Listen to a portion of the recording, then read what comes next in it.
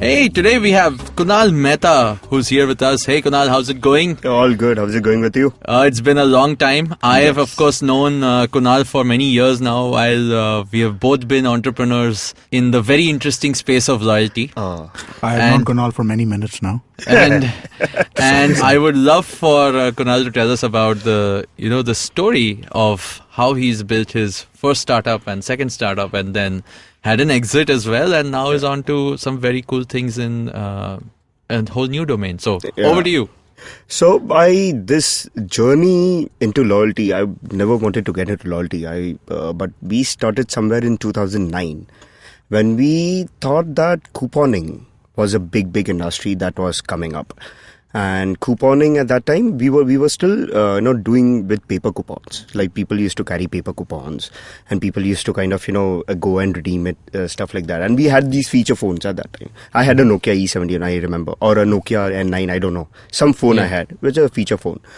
What we did is we kind of created a couponing portal. It's a repository where we could list all the offers that are going on in the city, and you could come online and you can find out that which offer is going on in your city and which you should come and avail of. It was called Sale and Offers, the entire brand, saleandoffers.com. The idea came to us because when I was studying in college, I used to be a deal monger completely. Or deal monger, rather, I used to have an eye for deals. All of us, I would say. And correct. So I was that kind. And my friends used to always kind of tell Kunal, when this sale comes up, let me know. I'll come with you. We'll go shopping, this and that. I used to be the guy who used to be on the lookout for dates.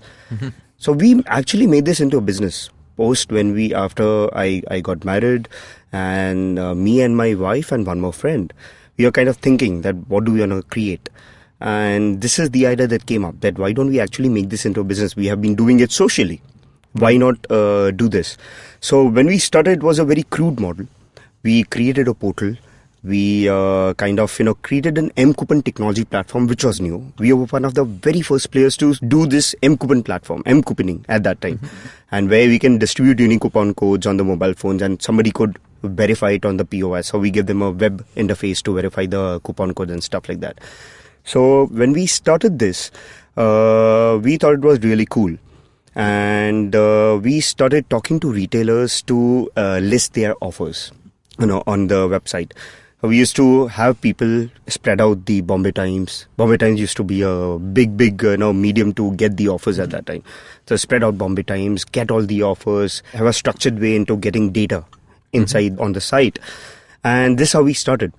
So we used to get about 6 to 7 publications every morning in the office.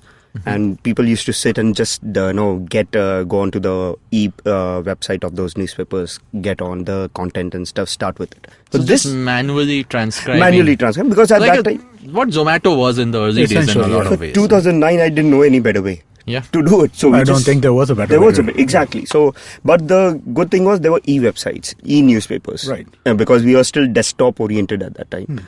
So e-newspapers, we used to kind of, click a snapshot of the image. Right. Just to upload images as well. The same thing. So you were able to use this to get to other cities as well, outside of where you were located as well. Exactly. Right. So we started Bombay, Bangalore, Pune, Delhi, a lot of other cities, and we started kind of, pulling in offers there.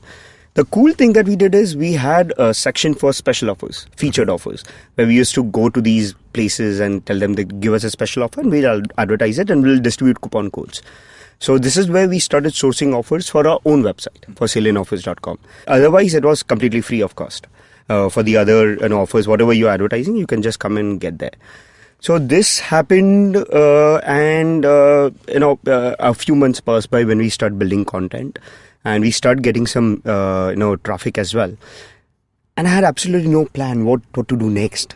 We thought that when we started this, advertising will be the key. I was completely naive. I just had a gut feeling of an idea. I started it, built it. Then I realized that how will I make money now on this? Because advertising, it's not going to be that easy as I thought. So that's when we started thinking that what do we do? If you remember, back in those days, Vodafone used to do this booklet called the Vodafone Privileges. Yes. The square booklet. Yes. They used to have some host of a dozen or 2 dozen offers in it. Mm-hmm. And what they used to do is, if you're a Vodafone subscriber, you have been sent this booklet. They expected every Vodafone subscriber to carry that booklet every time. so that they can redeem offers whenever they come across. The media, the booklet became a big hit because people kind of, loved that, because it was not very common to get offers from your telco. And there were good offers too. Great Yeah, offers. they were not. They weren't basically crappy. It wasn't like Exactly. 5% off a dinner. It was great offers, but there were very few redemptions because people always forgot their booklets home. Yeah. So redemptions were a problem. So one day I remember I kind of told my teammate that why don't you pick up the phone and call up Vodafone and let's see if we can digitize the thing for them. Vodafone, he picked up the call. We didn't know LinkedIn was still not there, or it was kind of building up, and we still don't know how to get in touch with the right guys. So my team member was not able to do it. And I wanted to show him that, okay, no, you can do it. You should be able to do it. I had no clue how to do it myself.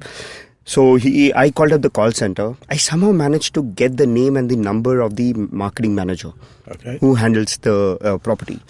I spoke to that guy, and apparently they were looking for somebody like us who could help them do this.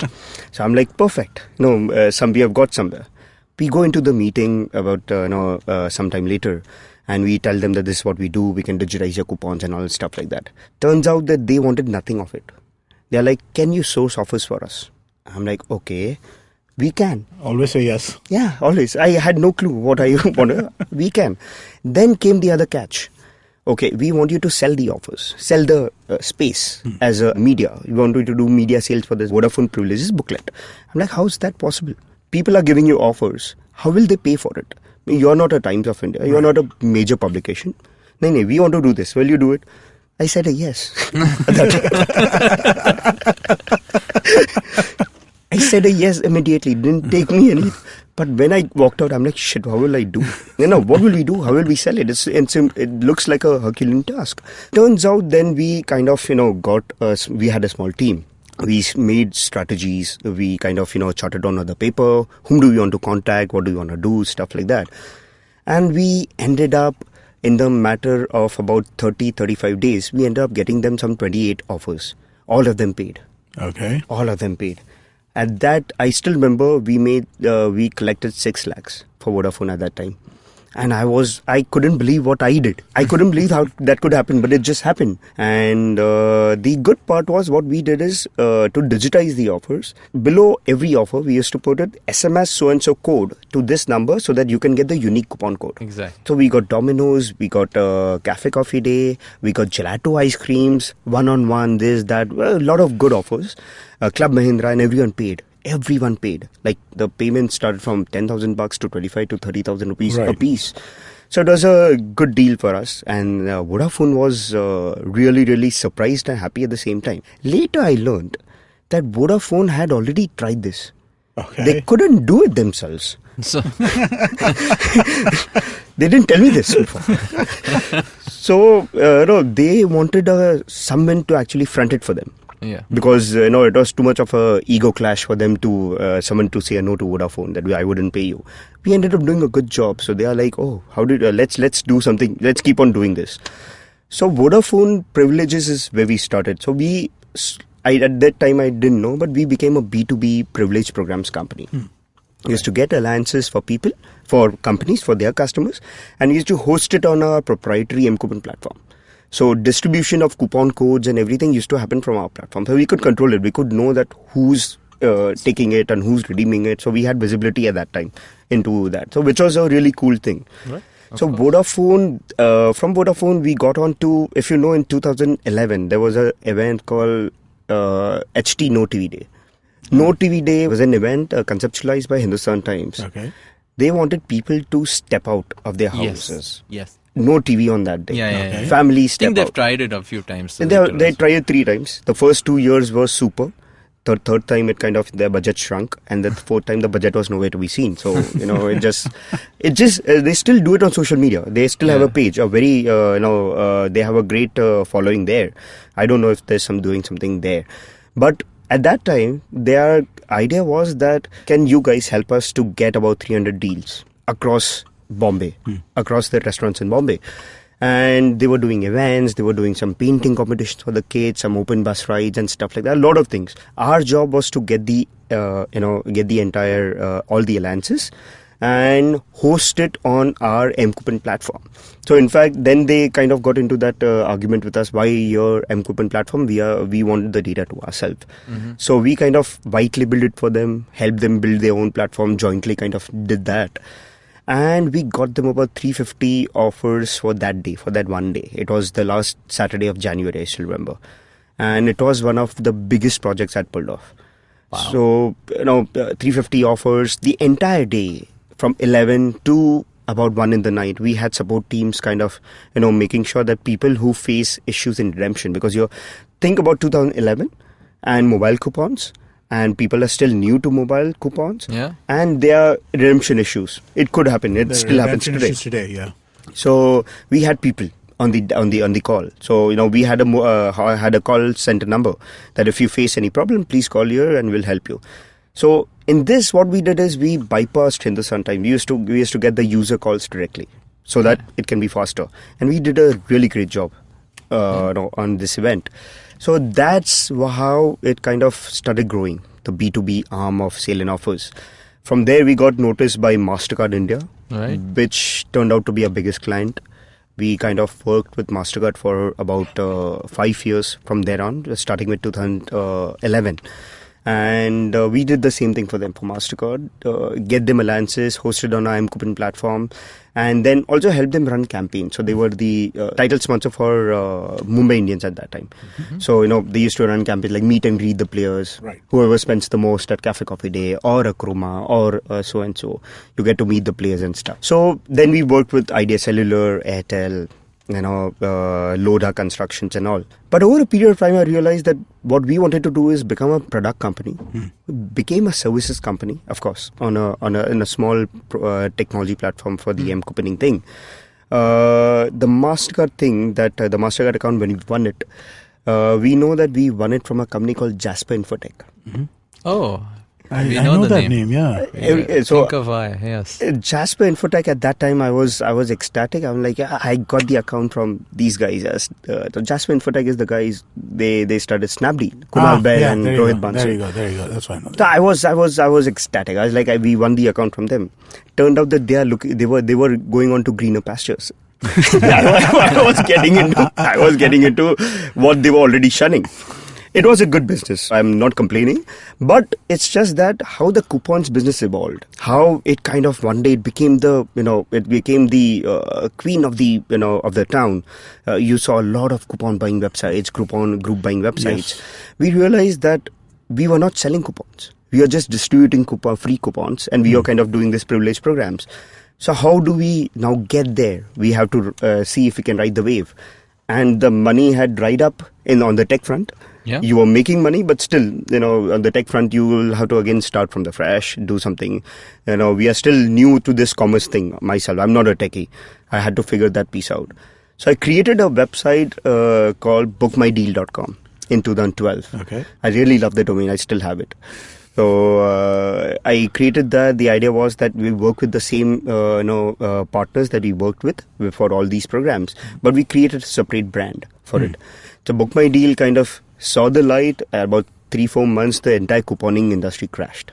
It was around that time. Right. I think Free Charge also happened, and Free Charge kind of started doing other things. But the Groupon, the So Sasta, the Deal and You, Deals and You, and stuff like that. they all Snapdeal pivoted to being an e-commerce website. Right. So we kind of saw that that's happening. So we kind of shut it down. And then we were running saleandoffers.com, and we were thinking what do you do now? What do you do to make a product? Multiple ideas, this, that we can do. So then we hit upon 2 ideas at that time in 2013. One was an e-commerce driven idea where what we thought is that we'll build a brand, a marketplace that could help customers sell their brands sell their products. At the same time, we'll have a central inventory system that could help them sell products on other marketplaces too. Right. And it will also create their own website. So it was a Shopify come Brown Tape come all kind of model put together in 2013. I didn't know how well I do it, but I thought it was a really cool idea. I think it's a really cool idea today. Even today, the use case is still there. Yeah. So, but yes, of course, we have matured as a market much from that time. So we created a brand called WooCart. Okay. And we started building it At the same time, there was another idea that we were working on. It was mobile driven.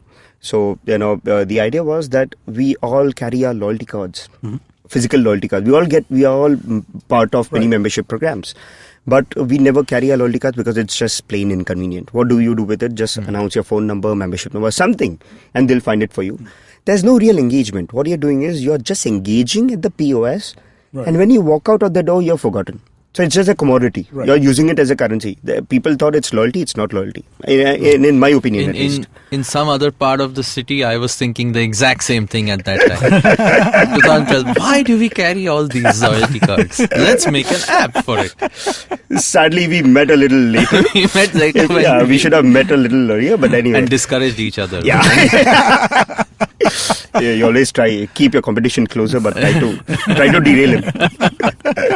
But so we did this. At that time, we were thinking then, people were telling us, and we were still a bunch of young kids. We didn't know we had a startup. I was in that zone. We are still trying to figure out and the startup industry had just started booming, had just mushrooming. Then we realized, okay, we are on to something very cool. If we create a great company, it can take us places. So, but we had a problem. We had two products. We had one which was just carrying all the loyalty cards and mobilizing it and getting people to engage and transact over mobile, over the e-commerce thing. So my wife, who's my other co-founder, she wanted us to do WooCart, and she had a really great inclination that okay, we should do WooCart. The other team members, so we used to take everyone's opinions at that time. We were a team of about 10 to 12 people. So we used to get people and tell them, okay, this what is the opportunity, what should we do? We all the majority people chose mobile because mobile was sexy at that time. Apps are just coming up and people are like, oh, mobile is the way to go. This is going to be the next thing. And, I got my first iPhone in 2011. Then the app ecosystem started blowing up. So we thought this is where we should be. So we parked WooCart. And we didn't listen to your wife, basically. Yeah, he didn't listen to my wife. I'm still paying for it. So, but I think in hindsight, we didn't know. Actually, it was just what is close to our heart. It was very subjective. That what idea do you like? But then we all, as a team, we took a call and we started building InLoyal. So WooCart took a back step, and we built InLoyal and we launched it in 2014. So InLoyal, the way we built it was where you could carry all your cards digitally, but there's no correlation between them. There's no relation. It's the way you carry cards in your wallet. Okay. Every card is independent. When you tap on any of the card, you go inside. You can find out if you can see points and what are the points worth. You can see the offers of that particular card, and you can even redeem points if at all. We were hoping that some loyalty company will tell us that some program like a Shopper Stop, a Lifestyle, will tell us, okay, let's start redeeming because that's ultimately will lead to sales. Right. So we built the entire platform, and we started approaching all these guys, all the players. And now I realize the mistake I made, which I'll come at it. But when we started talking to Shopper Stop and Lifestyle and a lot of these players, the big players at that time, Jet Privilege and all, we realized that they are in a cocoon at that time because everyone wanted to build their own app. Right. Yes. Like we wanted to, everyone wanted to. But we foresaw that aggregation is the way that the economy will work. Otherwise, individual apps, how many are you going to install? Install, retain, a lot of other. So you end up spending your marketing dollars on marketing your app and retaining those people instead of doing what you're supposed to do. But there was no one to tell them at that time. If I tell them, I used to wear a coat. When I go meet these guys, I used to look so young. They never used to take me seriously. So I used to wear. You needed the beard. I learned that early on. Exactly. I should have painted my hair also a little white or something like that. But I used to do this, meet them. They all used to love the idea, but they used to like, okay, let me come back. Back. In India, there's a big, there's an unspoken rule. Yeah, it's a bias that. It's a bias. No customer will tell you no. Yeah. They will always keep you, at the doorstep. Yes. No, kabhi zarurat pad gayi to. Exactly. For them also, maybe. Yeah. If you work outside, it's not like that. They're very clear. In India, they keep on giving us hope, but they never give the business. So you can imagine how that turns out to be. So we realized that, okay, the big guys are not coming in, are not, are not so keen about this. What do we do? So we changed the strategy. We during 2014, early 2013, we got a inquiry from one of the malls in Bombay. They wanted to run a loyalty program. Now this is also something very new. Malls don't run loyalty programs. So we did this. We said that, okay, let it come. Let's see. Let's figure out. The strategy was that if we do loyalty programs for the malls and loyal is there within the malls, then you're targeting the 200, 150 odd retailers also within the malls. Right. And you become, a brand that they know. So we started this. We took on the job. We created a B2B platform as well to manage loyalty then. So then we became a B2B2C player. Wow. So we launched InLoyal with our first customer in 2014. That was Infinity Malls in Bombay. We launched their program. Customers had to download the app to manage their loyalty program. We provided an interface to their executives to register customers. Customers could register by downloading the app also. Yeah. So the idea was that anybody, anywhere, can become a member of Infinity Malls program without having to be physically present, which was a powerful idea back then, 4 or 5 years back. So this is where we started. We went on to do loyalty programs for Oberoi Mall. We went on to do Lulu Mall, which was our biggest customer. Pavilion Mall, Diesel. We even did a short stint of running programs for Diesel, the denim brand. Which was owned by Reliance brand. So we kind of started. Still is, I guess. Yeah. Still is. So we started foraying into single retail loyalty as well. So that is how InLoyal also came into being, and we kind of started working there. Sale in offers was which is ongoing. The projects were ongoing, but we pivoted.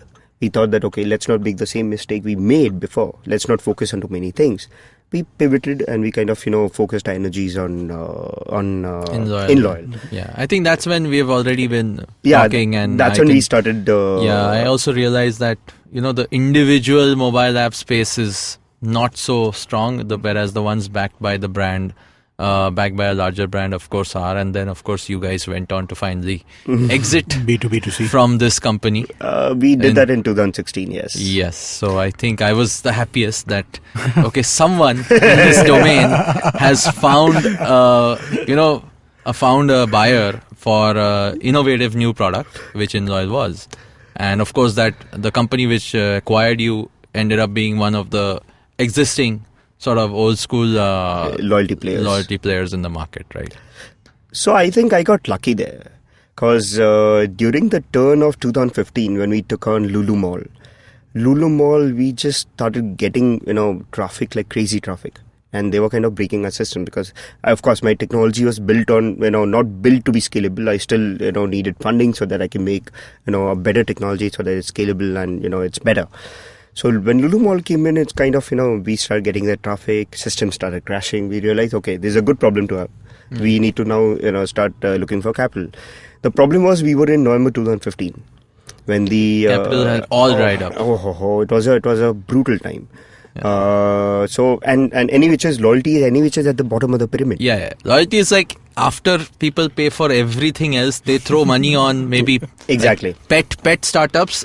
We come after that. In a bull market also, loyalty would get the last, priority. And I was in a bearish market. So I'm like, what do we do? So 1 month I was like chasing people here and there, and I realized it's not going to cut the cake. So I started thinking that, okay, why don't we approach strategic investors? Right. Strategic players, because what we need is capital, and because InLoyal was a B2C product as well, we need an influx of clients as well. We cannot do it all by you ourselves. Need marketing money. Exactly. Yeah. So that's when we started talking to a lot of companies who were doing loyalty the old school way also, and they were upgrading themselves as well. And we spoke to a couple of them. We started getting immediate interest and negotiated stuff like that. So in a matter of 4 months, one guy was supposed to invest. The other two companies kind of gave us acquisition offers. The other guy who was giving us an investment offer also changed to acquisition. So then it was playing out well for us, and we thought that, okay, why not take an exit and see if this is the right call. I don't know whether we made the right or wrong call. But loyalty, I wanted someone else to own it. I'll run it. I'll run it. But the stress of running a loyalty company is like, it just it can get to you. It can get to you. I totally empathize in so many ways with what Kunal is saying. But I mean, I think this is the story which he just mentioned, right? It's for me also. It's running through all the ideas which I had at one point and realized that there's a lot of challenges. There's a lot of struggle in this domain, and of course. I want to take a quick break actually and come back and deep dive into what Kunal is doing now and how he made the journey from finally moving from loyalty. Or have you? Have you really moved? I think I have. I don't know. We don't know. I don't know. From the sound of it, I think it's still very much in I think I should just jump off the window. of loyalty. But we'll come back and talk some more. Yeah. Yeah, it's IVM here, let's go. We the IVM kids on the block over here. Just to talk, taking a break from producing all day. Coming on this podcast cause we got stuff to say. IVM Daily is the name of the show. Monday to Friday, we ready to go. Talking about stuff in our head. We might even talk about our favorite bread. Signing out, it's IVM here, the podcast network that's in your ear. Catch IVM Daily, Monday to Friday on the IVM Podcast app or wherever you get your podcasts. All right, welcome back, guys. I think we had a amazing refresher on all my memories of loyalty, running a loyalty company. I think you should do an episode where you are sitting on that side of the table and then you ask a question, come this side and answer. Answer it myself. You can do a 1 hour episode with yourself. Yes, I really should. But I mean, I'm really thrilled that you got to tell the story of how it all came together, and obviously you finally exited, and now that puts you in the very exclusive club of having sold a company in the past, right? So I'm sure now raising funds will be a lot easier. I don't know. I have not tried it yet, frankly. Yeah. And yes, I think people look at you in a different light when you sell a company and you're able to find an exit. For me, it was earlier. I was in two minds. We were kind of thinking whether we should do that or not do that because we really wanted to run it. In fact, you wouldn't believe this. The company whom we didn't take. We exited. We got acquired by Hansa Security, but there was another company who was willing to pay more money. Okay. But they wanted us to kill the business and come in, merge into their product. We still wanted to run in loyal. We still saw that there is a merit over here in the use case. There is something that we can do over here. So why not run it? I was still passionate that way. So we product guys, I'm not a techie guy. I'm a product guy. Right. So, you sometimes get carried over with, you don't know, you have a gut feeling. One day in the shower, I had an idea for InLoyal, came out, Uri, we should do this. Let's do this. Like, what are you talking about? So then you can keep on working on that idea. You don't know when you started, putting together a product deck and you build it. But at that now, if I were to do it, I were to advise my younger self. I would kind of, go to the clients. Go to a few people, get some advice how to do it rather than, going through that product iterations again after learning it from the market. So earlier we built first and sold later. Now I would completely want to do it the other way. Yeah, completely. Sell first. And, I want to ask you, so you were doing this all this while, like you mentioned, you went through all the ups and downs of the startup funding market. And you were focusing on this domain, right? Which is so different from what the rest of the ecosystem was going towards. Like you said yourself, Snapdeal got out and went into e-commerce. Yeah. Like transactions were moving online. Correct. What were you seeing in the offline market? Like, do you think we know that retail is still big in India? Yeah. But e-commerce is being always touted and talked about as the bigger thing, as so much more potential and so on. Correct. What's your personal experience been firsthand of how big retail really is and how much of it is still left in the market?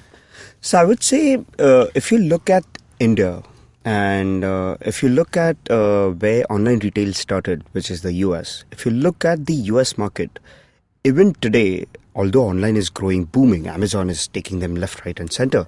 But even still, offline retail is very much dominantly there, present. And it's been, 20 years to Amazon?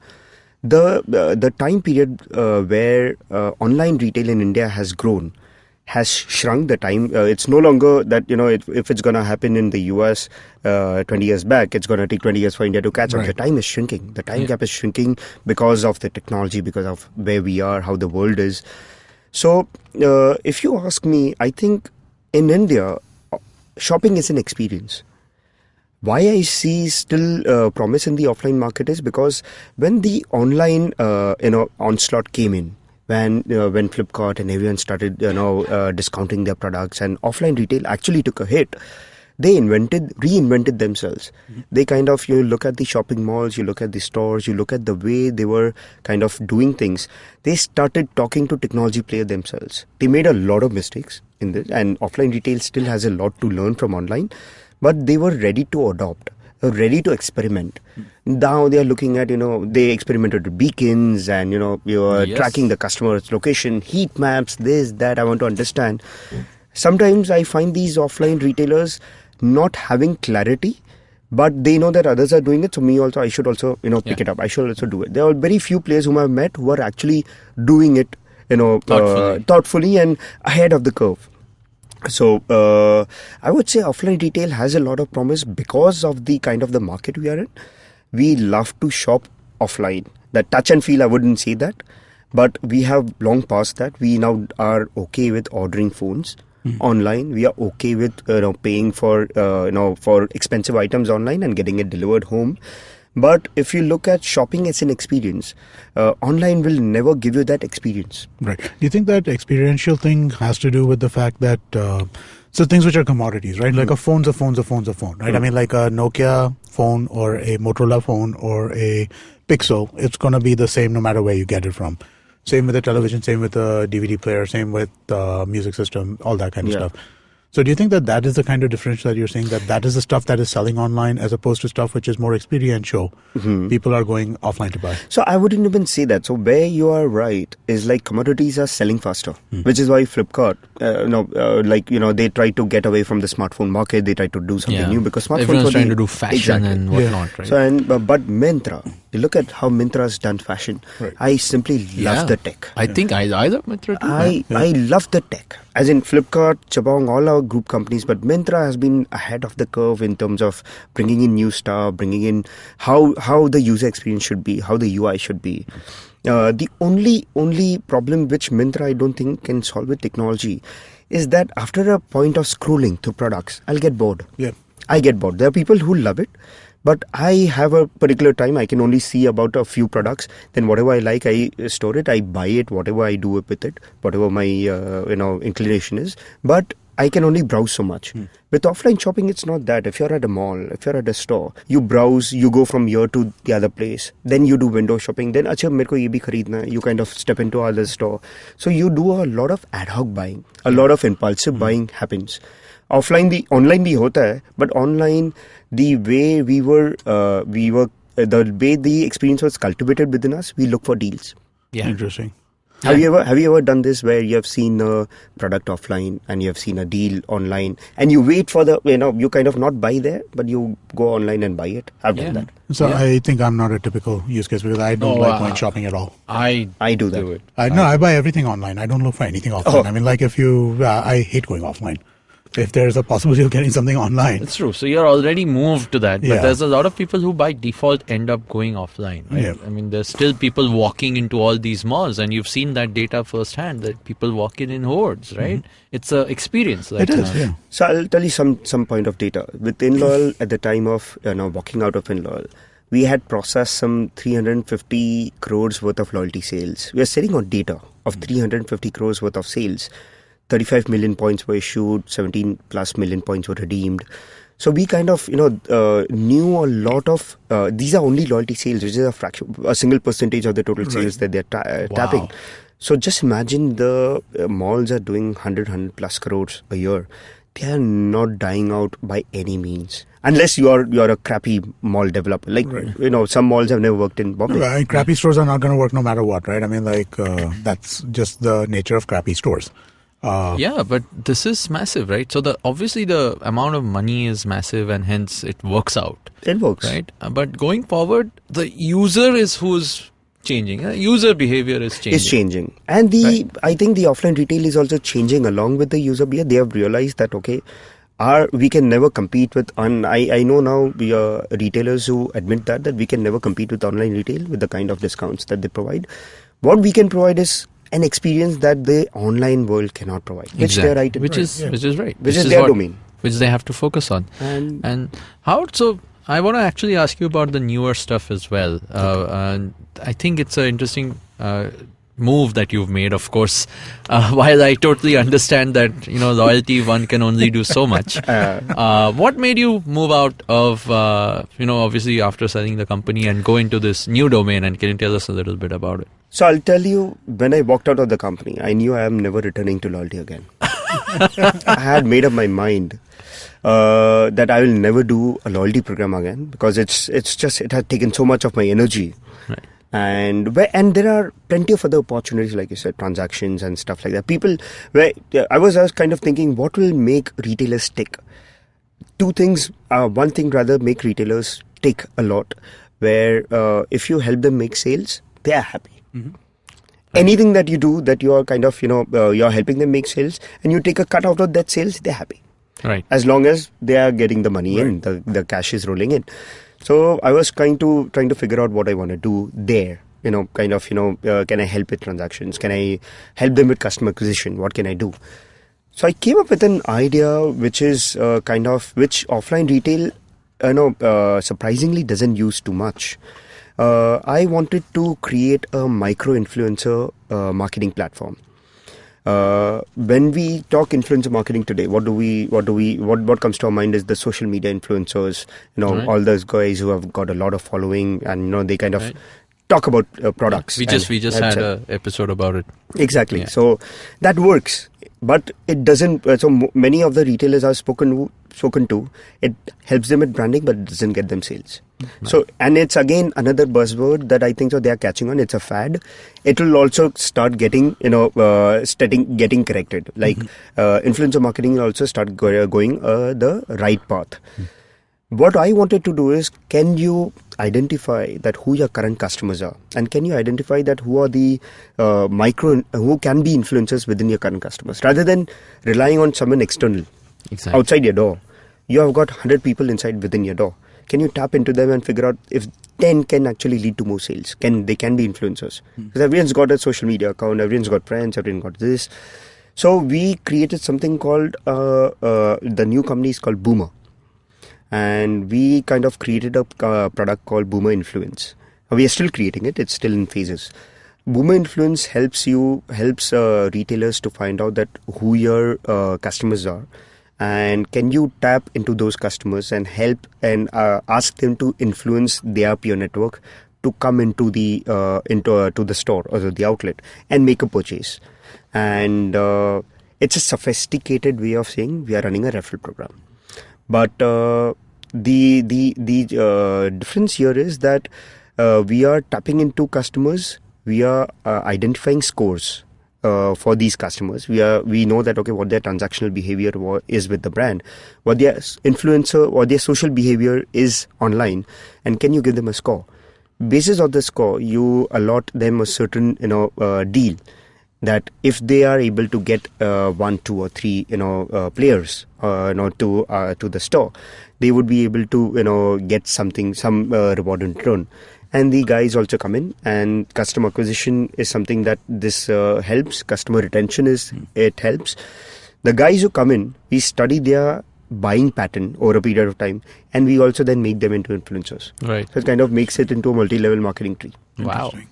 This reminds me kind of like an offline version of what was that famous sale of the day kind of site that Amazon bought a couple of years ago? Woot? No. Woot. Yeah, this feels like an offline version of Woot. Something like that, because, or you could say... Woot was just listed by the brand, though. Here it's by people. Yeah, it's by people. Right.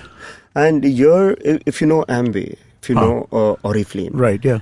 Tupperware, Yeah, these yeah. guys do a great job at multi-level marketing Yeah, businesses. Why did we want to do this model is because we felt that there is a great opportunity in multi-level marketing in retail itself, offline retail. So can I influence Sheila or someone else, and Sheila can influence someone else, and you can decide, the brand can decide up till what level do I want to give benefits. Yeah. And it's instant gratification. And I can decide which brand. It doesn't have to be a Amway or Oriflame. It Yeah, can that's be why anyone. this right? is a much more kind of evolved version of something like that, which I think is actually really interesting. So online players do it beautifully. But the problem in online is like Uber, for example. If I use the Uber code and if I give it to Sheila, Uber will pay me for onboarding Sheila, but that's about it. Right. There are only a certain level of network that you can share the Uber code with, and then you'll stop. Yep. In retail, it can be repeated. Right. So the repeat purchase can happen, the acquisition can keep on happening, the retention will keep on happening. It's a new form of loyalty, but not loyalty in such. You said loyalty. Ah. You said loyalty. Oh no. Cut that part out. Kunal, I think you're back where you started. See, I'm trying very hard to get out. So it's so ingrained. Exactly. But this is actually very interesting, right? Because I believe all new products and new technologies are some rehashing or rethinking of original ideas, right? So when you say you think by first principles, right? Our behavior as humans is not changing. We still want deals. Yeah. We still want to be socially relevant. Yes. We still want to buy interesting things. Yeah. So it's all going to be a remapping of this intent by brands and obviously technology players like you in between.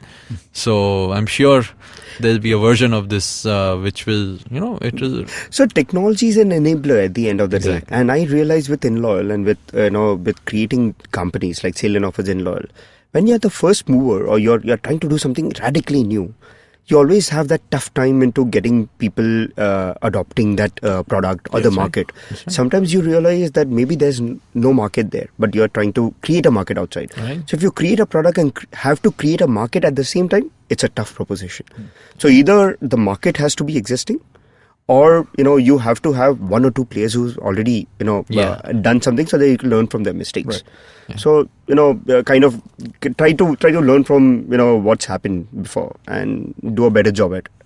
That's right. So that's what we wanted to do, and most of these services out there, you're right, will be remapping of how can you make the services better? Right. How can you make marketing better? How can you make retention better or operations better? You'll have to kind of rethink on it. And if it works, it works. That's right. And in fact, like you said, right, even the market is, if it's talking about brands and offline retail, they're not going anywhere. They're definitely still going to try out new ideas. Correct. I still get the odd call about, hey, I want to implement beacons. And still, we are trying to sell this and sell that and so on, and we are trying to, some new tech startup. So one thing about loyalty, I figured, even today, I get emails from customers whom I was hitting 3 years back. Yeah. We are ready to start now. I'm like, sir, yaar, ab maar do. 4 दिन हो गए, अब 3 years के बाद में we are ready to start it.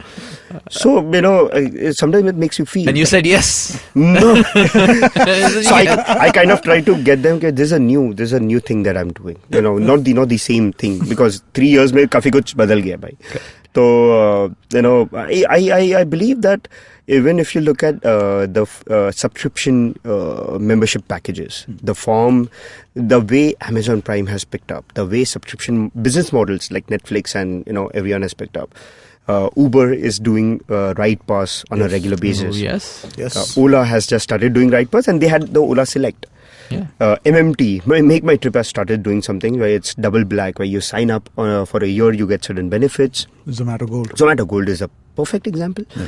So these I believe the hospitality players like Taj and Marriott and Leela's, they've always the Inner Circle Club for the longest time, and they are doing a brilliant job at it. They lock in the customers. If I tell you that, if Taj is telling you that, okay, pay $15,000, you get one night free, you get one brunch free, you get 50% off. I did it for 4 years. So for 4 years I did it. Yeah. All of us have done it. Yeah. All of us have done it. But then the next time you want to go to a 5-star, take your family or your friend or a colleague or anywhere, you will always think of Taj Yeah, first. you're biased. Yeah, you are. You are locked in. Yeah. This particular form of, I wouldn't say loyalty, but this particular form of customer engagement or retention, locking in the customers, is what I believe will overtake loyalty. Because accumulating points has become boring. We are living in the 21st century, but we are still running on a loyalty program which was conceived somewhere in the 1970s, first time for an airline. So can we continue doing that? I don't think so. We'll have to reinvent. We'll have to figure out that what is the market moving towards, and we are not the first player. Then these online players and hospitality players have already shown us that this is what can be done. So this is another product that we are doing with Boomer, where we help offline retail guys to create subscription packages. We manage their payments, we manage their renewals, their subscriptions, their distribution of digital coupons, and then we track and analyze the data, that how many customers, what the customer behavior is, what the stuff is. So that's something also that is I'm trying at Boomer. Awesome. It all sounds like loyalty again. but no, I think Kunal, I mean, thanks so much for sharing the story and obviously telling us about the new stuff you're doing. It's amazing to see where the story has come from and gone to, and I'm sure Boomer will really go. Let's hope it booms. Grow great. Yes, and like I said, shouldn't have any problem raising money. You just go and say, So, Exited founder. yeah. Like I said, you'll be the first to see the pitch deck. All right. Then. All right. So just everybody, quick reminder, please go to iTunes and give us nice 5-star reviews and write reviews as well. 5-star ratings, write reviews. That's very helpful. Also go to our Slack channel, or rather go to our website, ivmpodcast.com/Shunya1. Over there's a button for subscribing to the Slack channel. Please subscribe to the Slack channel. We'll send you an invitation and join us over there. And where do people get in touch with you, Kunal? On Twitter? On maybe? Twitter. I'm not as influential. Not as influential as Sheila here. Yeah, of course not. Who But is? what's your Twitter handle? Just so that Kunal people... MH. Kunal All MH. right. And you can just get in touch with me on Twitter. Awesome. So thanks so much for doing the show. Yeah. And let's hope to keep the conversation going on Slack, like Amit mentioned. Yep. All right. Talk to you next week. Thank you. Bye.